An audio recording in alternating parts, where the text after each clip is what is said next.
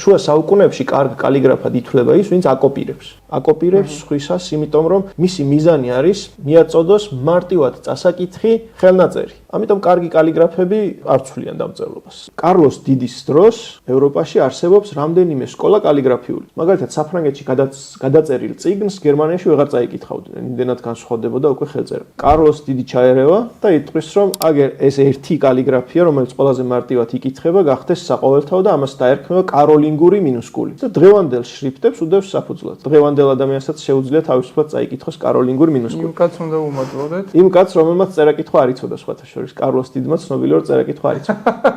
ვინც მოეწონა ვიზუალურად მოეწონა, ან შეიძლება დაუჯერა რჩევას თავისი რჩეველების. სტამბის შემოსვლის შემდეგ აღმოჩნდა, რომ კალიგრაფები გათავისუფლდნენ თავიანთი პირველადი საჭიროებისგან, რომ გადაეწერათ სქელტანიანი წიგნები ყველასთვის მოსახერხებელი ხელწერით. და დაიწყეს შემოქმედებითი მიდგომა. დაიწყეს ისეთი კალიგრაფიით წერა, რომელიც აღარ არის კითხვადი მაგალითად. ეს მანამდე დაგმობილიც იქნებოდა, მაგრამ ამ პერიოდიდან კალიგრაფიას უყურებენ უკვე როგორც წმინდა ხელოვნებას, რომელიც აი ამ პრაგმატული საჭიროებებისგან თავისუფალია და სულიერ მოთხოვნილებებს აკმაყოფილებს. ნიკოლოზ ორბელიანი, ძალიან ცნობილი კალიგრაფი, წერს ისეთი ხელწერით, რომელიც ულამაზესია, რო გადაშლი სულს ესიამონება, მაგრამ ვერაფერს ვერ წაიკითხა. და ეს არის ალბათ თანამედროვე კალიგრაფიის დასაწყისი.